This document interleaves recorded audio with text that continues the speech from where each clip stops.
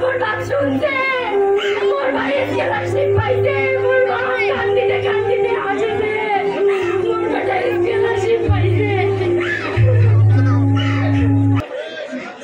আজ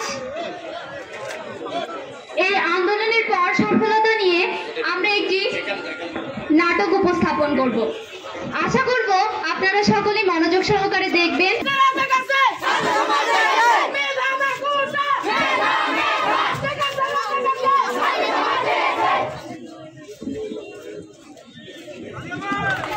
প্রিয় দর্শক, চলমান কোটা বিরোধী আন্দোলন নিয়ে কথা বলছেন বাংলাদেশের সরকার প্রধান মাননীয় প্রধানমন্ত্রী শেখ হাসিনা। আমরা সরাসরি সেখানে চলে যাব। কোটা আর মেধা এক জিনিস নয়। যুদ্ধে কিন্তু মুক্তিযোদ্ধারাই জয়ী হয়েছিল, রাজাকার জয়ী হয়েছে। কোটা নিয়ে আদালত থেকে যদি কোনো সমাধান না আসে তাহলে সরকারের কিছু করার নেই। মুক্তিযোদ্ধাদের উপর এত ক্ষোভ কেন? মুক্তিযোদ্ধাদের সন্তান নাতিপুতি তারা কি মেধাবী নয়? যত রাজাকারের বাচ্চারা তাদের নাতিপুতি মেধাবী।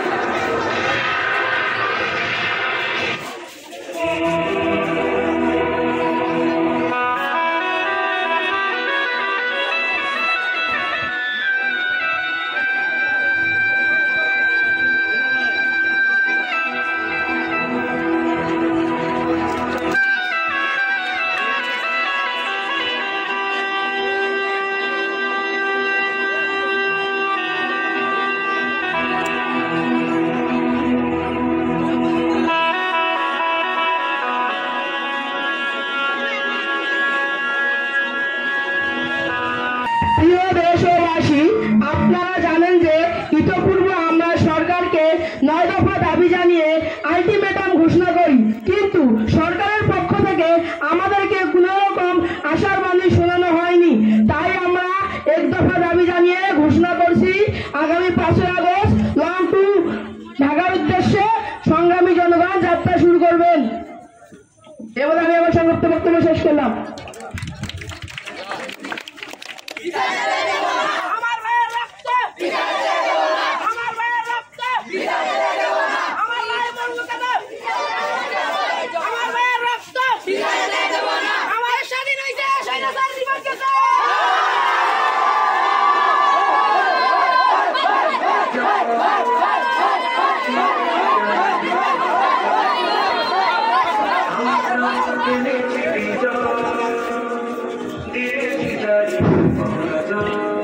প্রিয় দেশবাসী, আসসালামু আলাইকুম ওয়া রাহমাতুল্লাহি ওয়া বারাকাতুহু।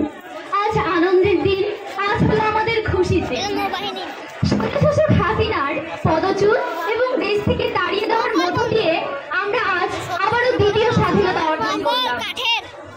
স্বাধীনতার সমুন্নত রাখতে আমাদের সকলকে ঐক্যবদ্ধ থেকে সামনে এগিয়ে যেতে হবে। সকল ধরনের হামলার লুটতরাজ থেকে নিজে থাকবো বিরত এবং অন্যদেরকে রাখবো বিরত। একটি সুখী সমৃদ্ধশীল সোনার বাংলাদেশ গড়ে তুলবো ইনশাআল্লাহ। তবে আজকের এই বিজয় আমাদের আংশিক বিজয়। আজকের এই বিজয় কিন্তু আমাদের পূর্ণাঙ্গ বিজয় নয়। সেই দিন হবে আমাদের পূর্ণাঙ্গ বিজয়, যেই দিন আমাদের বাংলাদেশে কোনো দুর্নীতি থাকবে না, আমরা কথা বলতে ভয় পাবো না, নিজের মনের কথা খুলে বলতে শিখবো, যেদিন আমরা কথা বলতে পিছপা হব না, যেই দিন আমরা আমাদের বাংলাদেশকে বৈষম্যহীন বাংলাদেশ হিসেবে গড়ে তুলবো, সেই দিনই হবে আমাদের আসল বিজয়। সেই দিনই আমরা পূর্ণাঙ্গ বাংলাদেশ পাবো, পূর্ণাঙ্গ বিজয় পাবো। ধন্যবাদ সকলকে। এখন মোনাজাত হবে। সবাই